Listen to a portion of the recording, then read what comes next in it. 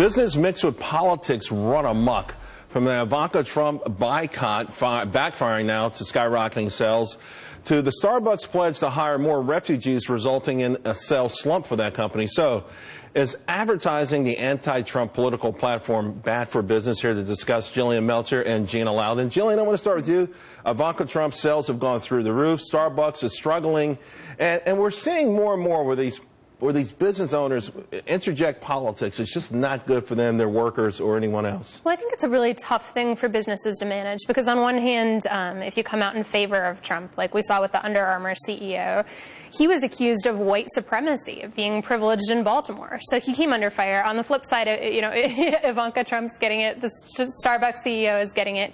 It's a really difficult thing for businesses to handle right now. And I think that's part of the bigger problem culturally that we're seeing right now, which is the politicization of everything. You can't have a private life anymore. Everything is a political decision, a political statement, and there are political consequences. There are, and Gina, we had this week a story, Disney's CEO Bob Iger, he's on President Trump's advisory council.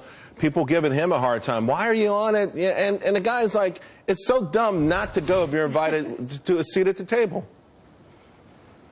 Exactly. I think, if I'm a shareholder in some company who is, their CEO is playing politics with my investment, I would be not so happy. I don't think that participating in an invitation like you're talking about of the president is in any way playing politics. It's doing what's smart for your company. So I think that if we look at the patterns, the ESPNs and the Nordstroms and some of these who've very much gotten into what seems like a political hissing match with Donald Trump, and you look at what's happened to them, I think that people just need to tend to business and stay out of politics. Well, what about when the trouble comes to you? In other words, this woman who started Grab Your Wallet, yeah, all of a sudden she went ballistic because, she was very successful. Neiman Marcus got rid of all the Ivanka Trump stuff, but lo and behold, there's a couple of rings on there. They're bringing some stuff back. By the way, the black onyx ring with the diamonds, I like that a lot. Pretty expensive. It'd go nice with your dress.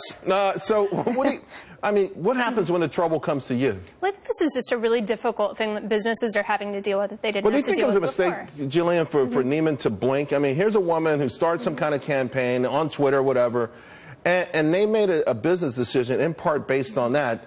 Wasn't that a mistake on their part? I think it's a situation where you can't win. I mean, you've got Uber going to the taxi queue, picking up passengers when the New York City taxi drivers went on strike to protest the refugee crisis. I mean, just saying, this is to me, it's a little different because Neiman's selling a product. They have customers who want the product. Someone screams and hollers, and all of a sudden, this person gets their way. I don't know. Uber fills a market demand, and all of a sudden they find themselves stuck in a boycott. I think what we're seeing is just that everything is political. It's being interpreted politically, and that businesses are facing a risk because of that. I don't think you can win. It's something that's really destructive in American culture right now. Well, I tell you what, Gina, I saw a lot of people post their cut Neiman credit cards cut in half and post some of the bills that they paid. Yep. Maybe that got their attention.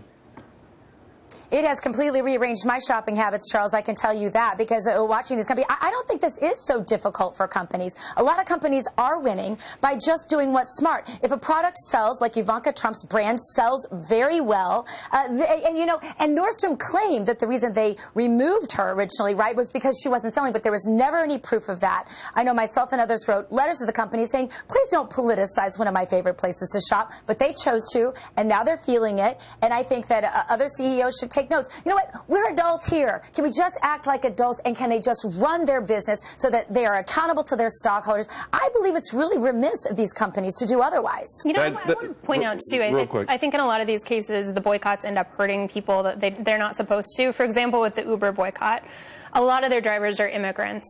People are doing this, that they're seeking to make a political point, but it ends up having a lot of collateral damage. Yeah. I think a lot of them actually backfire as well. But I was going to say, Gina, that gold ring wouldn't go bad with your dress either. I'm just saying. All right, ladies. I like that, Charles. I would like that. Have a great week.